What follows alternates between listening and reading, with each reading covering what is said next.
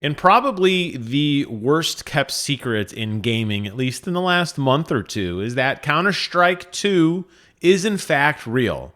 It's awesome because when you think of a Valve game, these are games that are always genre breaking and revolutionary in their technology.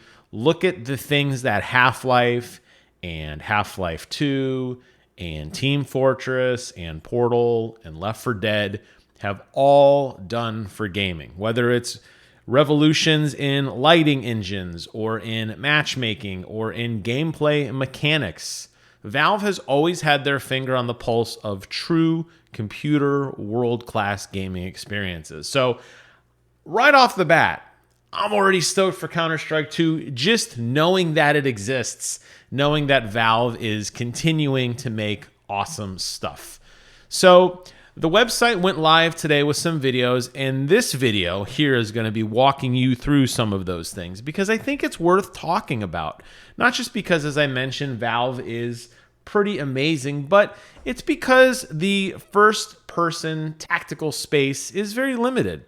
We've seen a lot of games come and go in the FPS space, and few have the staying power of Counter-Strike, and now Counter-Strike Global Offensive. But man, oh man, this game has been around forever. I remember playing Counter-Strike way back when I was still in high school.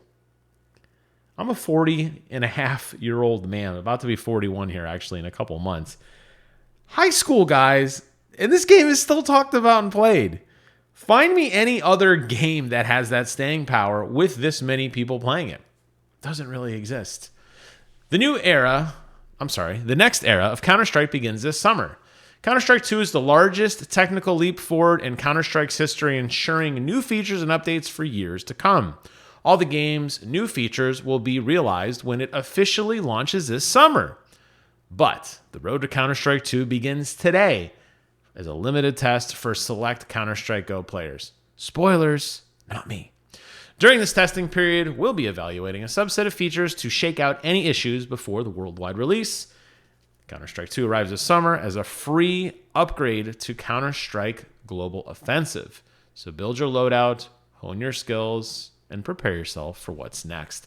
And they break it down into, at least for right now, 3 distinct videos. The first one is called Responsive Smokes. So the idea here is, I'm just going to go and mute this so there's no copyright nonsense. The idea here is they have redesigned how copyrights. They're going to flag this video, don't you worry. They've redesigned how smoke works. It's going to be an asset that is actually generated in the game. So what does that mean to a casual player? Well, it means that smoke will look identical for everybody, no matter your graphic settings, no matter what kind of angle you're looking at. It's going to be the same for everyone. What they're showing off here is that the smoke is smart enough to wrap around structures, so you're going to remove a lot of the clipping that you normally see. In addition, the smoke is going to be an object that you can actually shoot through, and that will carry some of the propulsion going through it. I get the impression if you ran through it, it would trail behind you. And if you threw it in a tight hallway, it would crowd up around the sides of the wall. You saw the video there where the guy threw the grenade and it kind of blew out some of the smoke, and he was able to shoot a target through there. And that's exactly what the website talks about. They say this is a game changer, and I would absolutely agree. Smoke grenades are now dynamic volumetric objects that will interact with the environment. It has the ability to interact with other gameplay environments, creating new opportunities. Bullets and explosive grenades can push smoke briefly to clear sightlines or to expand occlusion. It's also going to fill spaces naturally, and it will react to lighting. And that's what you kind of saw in the video there. This is very, very exciting.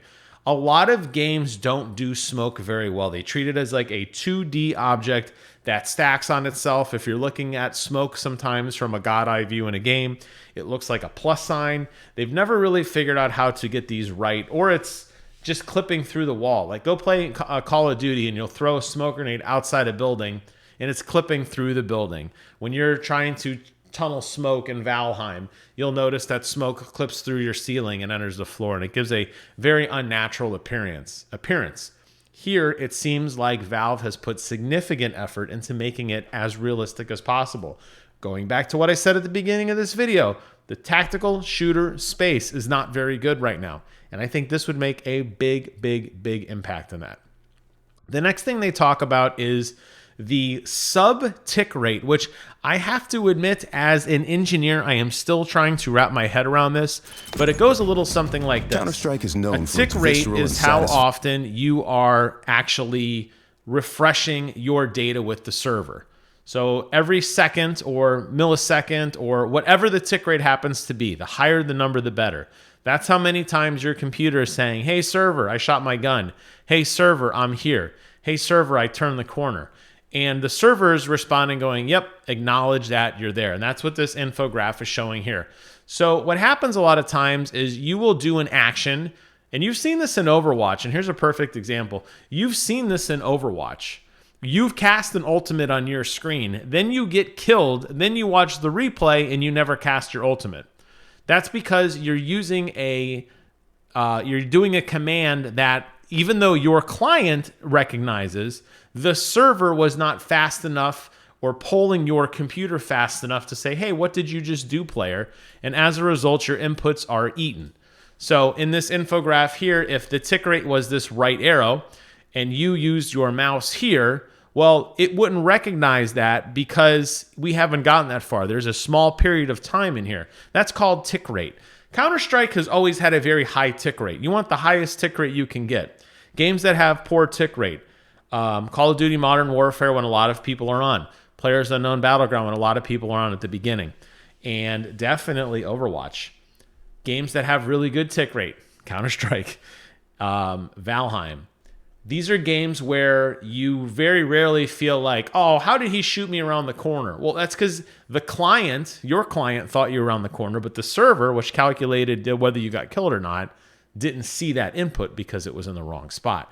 So what they're talking about is what you see is what you get. Supposedly, somehow, they are entering into this new technological space known as a sub-tick. And a sub-tick is the heart of Counter-Strike 2. Previously, the server only evaluated the world in a discrete time interval known as a tick. Thanks to Counter-Strike's 2 sub-tick architecture, servers will know the exact instant that a motion starts, a shot is fired, or a nade is thrown. As a result, regardless of tick rate, your moving will always be equally responsible and your grenades will always land the same way. That is insane. I don't even know how they are pulling that off. If you have played a competitive shooter ever in your life, you know exactly how painful tick rates are. And you know how aggravating it is when they get it wrong. So that is a huge deal. The last thing they talk about is the new world editor and leveling up the world, so to speak. And they're going to show you a series of clips of what the original levels look like back in the day. Some of these levels date back to Counter-Strike 1.3, like Office, for example, or Dust 2. And they are going to be getting a major fresh coat of paint. New lighting engine, sounds like ray tracing, everything you would expect to see in the universe. And those are what they call the touchstones. Those are the kind of core maps that we have all grown up with and loved and memorized, whether it's long A or short A or B. Any of those maps, any of those terms, you know exactly what they mean to you. You can draw these maps on a piece of paper. Then they offer this upgrade system where they're going to go through and they're going to start taking some of those core elements and they're going to refresh them to make them look even better.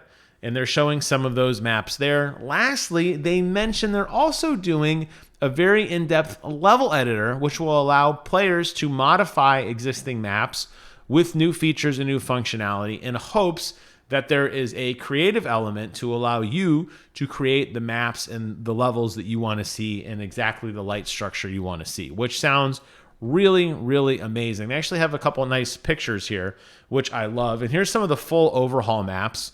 You can see as we drag the meter here from the Counter-Strike Go on the right-hand side of my screen to Counter-Strike 2, you could see just how different the world has become. Yes, there is a little bit of different placement in terms of like some of the, the trees are a little bit different. Some of the poles aren't exactly one-to-one, but look at how much more detailed the Counter-Strike image is compared to the Counter-Strike Go image. Here, you're looking at yet another area of one of the maps, the restroom. You could see just how more vibrant the lighting is. You have the reflection of the lights here. You even have some ray tracing leading outside to where this doorway is. Over on the original map, very flat textures, still pretty textures, but very, very flat textures.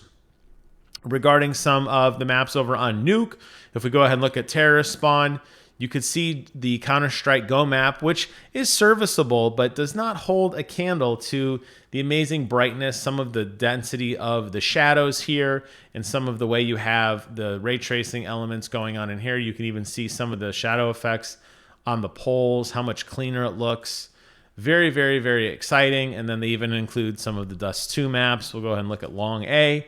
I bet a lot of you have played Long A, and you know exactly where this is on the world. And again, you can see how much cleaner the Counter-Strike 2 image is. It is going to include those Source 2 tools that I mentioned in the video that are going to allow you to go into the item workshop and to be able to tune and modify and to create your own maps as well for consumption. Lastly, another nice feature. Bring your entire Counter-Strike Go inventory with you into Counter-Strike 2. Not only will you keep every item you've collected, but they will all benefit from the new lighting and material system in Source 2.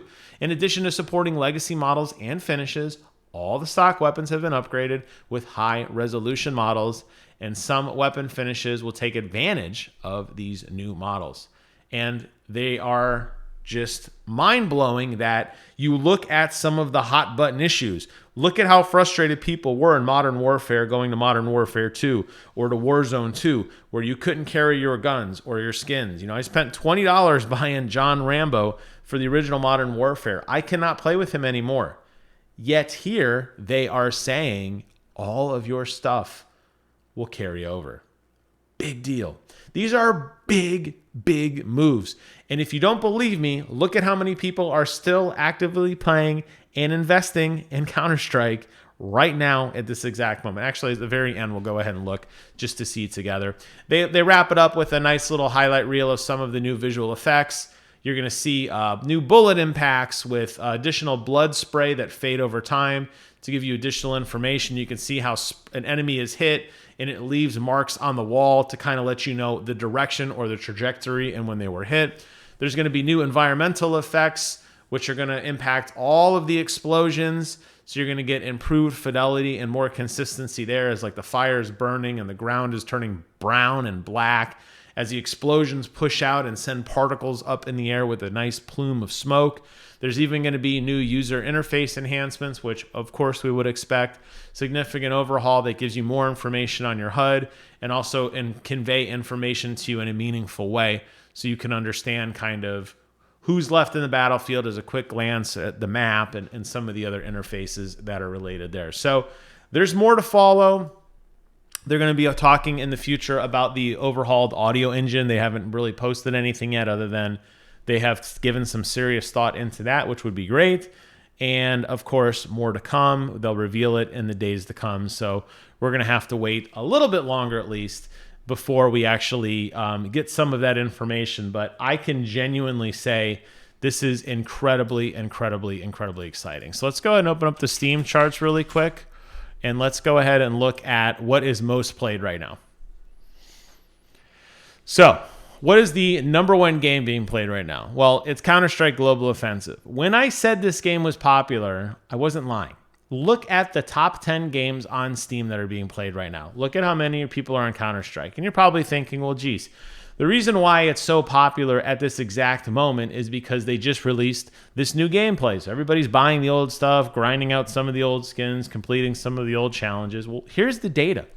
Look at October 2022. You still had 1 million people. And yes, I will admit there are ebbs and flows. It was a little bit lower in July of 2021, but pretty consistent growth over the years, or at least maintaining.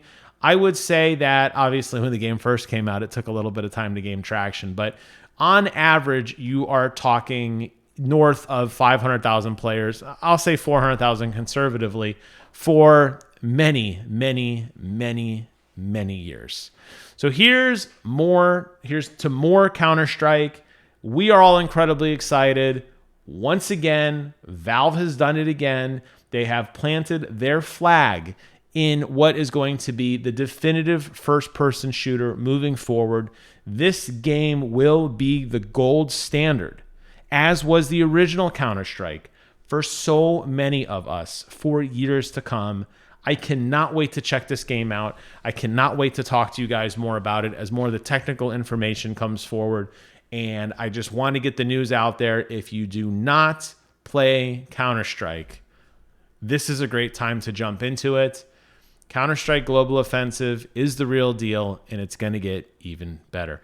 Thank you guys so much for watching. Hope you found this video informative.